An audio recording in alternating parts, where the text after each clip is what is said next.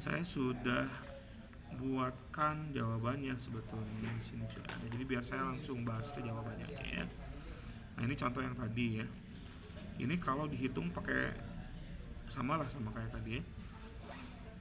Ini kalau pakai bahasa pemrogramannya nanti seperti ini. Nah, ini kalau yang ini ya, yang ngitung jumlah gaji seorang pegawai. Komponen gajinya gaji pokok, tunjangan jabatan, tunjangan istri, tunjangan anak, dan lembur. Ya, di sini ada golongan 1, 2, 3. Ada gaji pokok 3 juta, 300 ribu, 500 ribu, 750 ribu ya. Kemudian di sini ada tunjangan jabatan, ada tunjangan istri, ada tunjangan anak. Nah, ini cara bikinnya sama persis kayak tadi. Kita lihat ya, atur. Nah, ini mulai.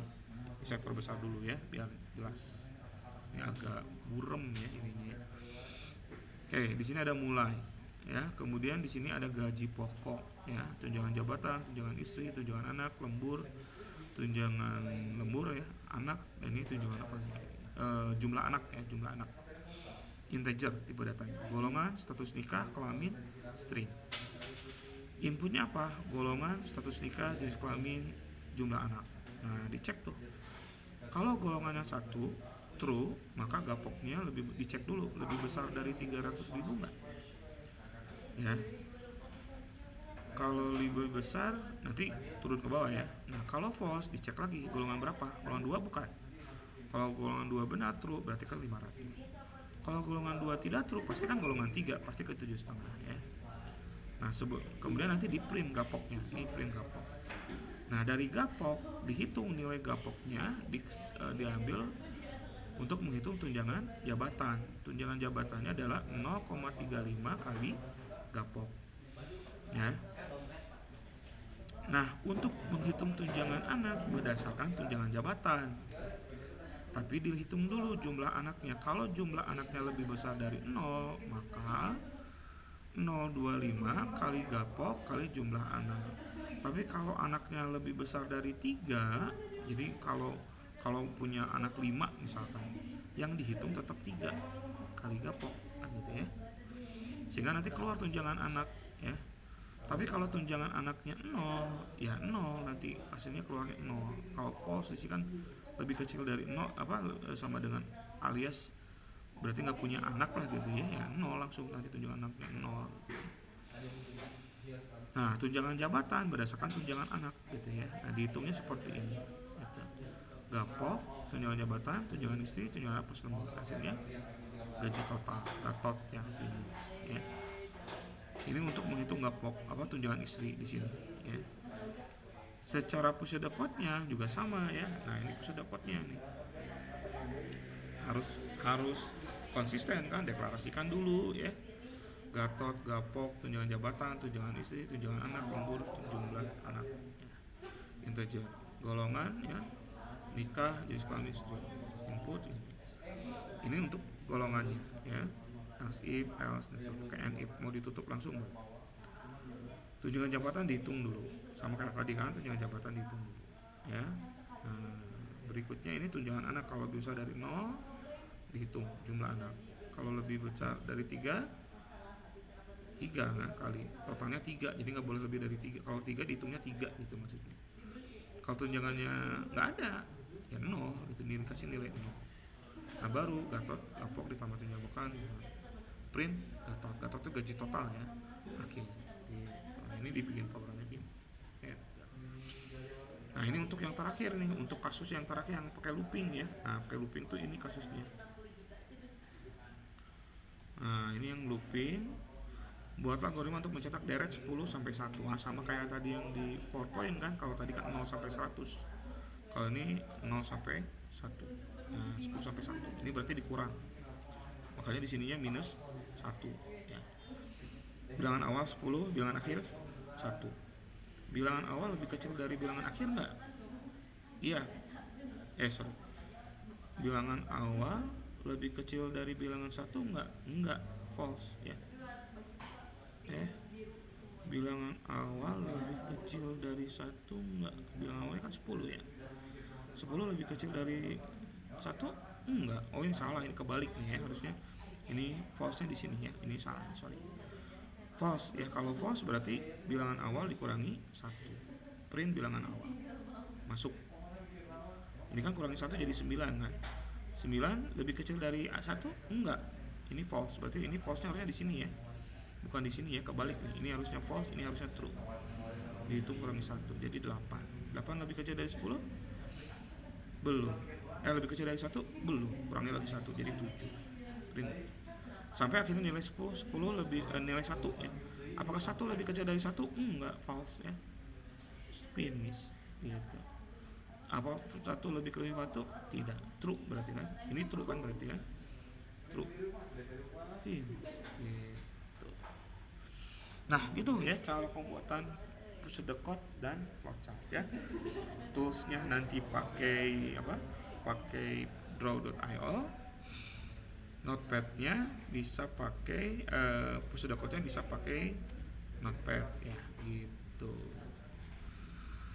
Oke, ada pertanyaan dulu mungkin silakan rekan-rekan. Tuh yang bisa saya jelaskan ya. Silakan ada pertanyaan dulu. Coba sambil share aja ya. Saya belum capture lagi nih.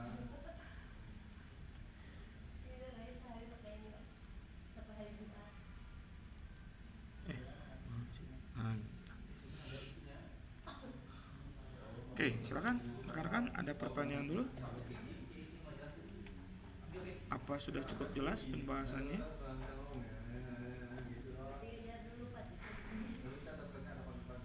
Silakan di komen.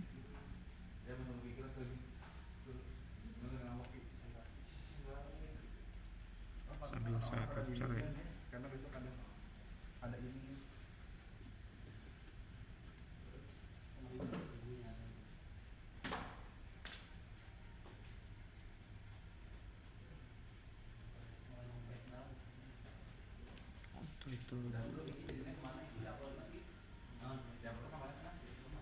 Oke, silakan. Ada pertanyaan dulu nggak? Dari ini saya subscribe dulu ya, biar nggak cik.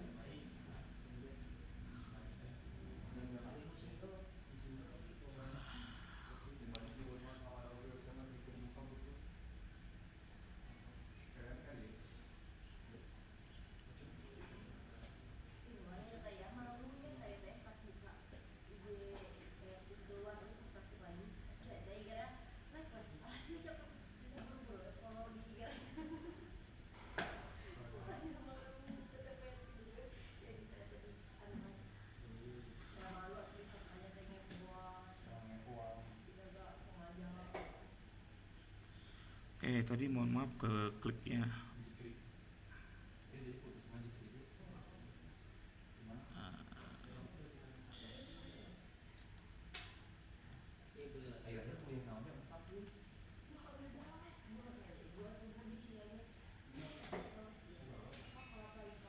Oke, silakan ada pertanyaan dulu dari Dea Rahmalia, Davi yang masih standby. Ada pertanyaan, silakan.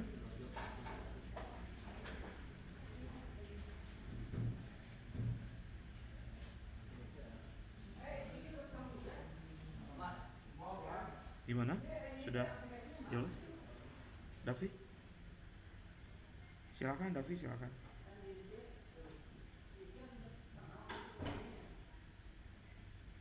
Betul, betul.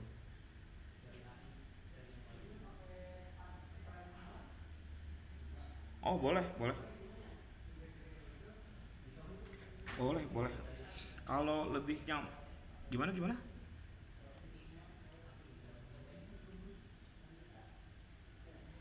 Oh gini, kalau procedure code dengan bahasa pemrograman nggak sama ya. Jadi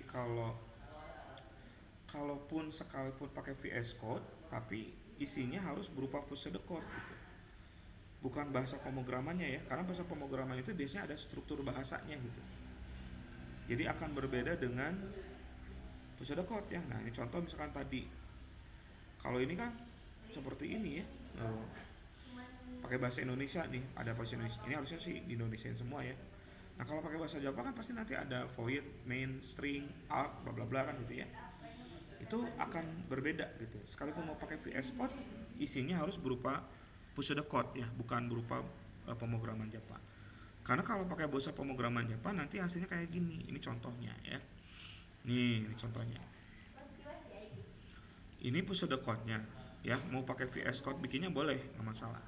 Tapi bahasa pemrograman nanti seperti ini tuh, ada strukturnya, package dulu, import dulu, public class. Nah, pseudocode nggak perlu pakai yang kayak gini ya, langsung aja ke sini gitu.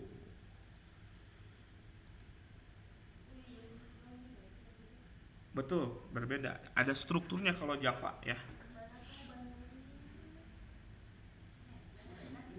Oke, Dea gimana Dea sama Rahmalia?